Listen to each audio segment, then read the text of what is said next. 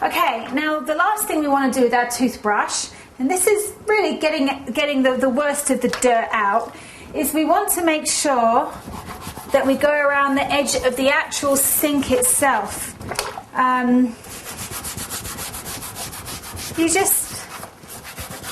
You'll find bits of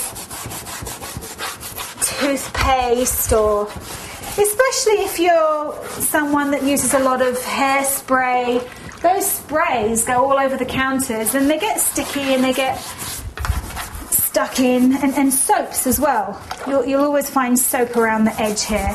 So just give it a really, really good scrub. Make sure you know where you're putting this toothbrush after you've used it. Don't get confused and put it back in your cabinet. This has to go back in your carrier. So I think that's good enough. It's just, you just scrub around it until you can see that everything's come loose. And the disinfectant is killing any kind of bacteria that's been growing up in those joints.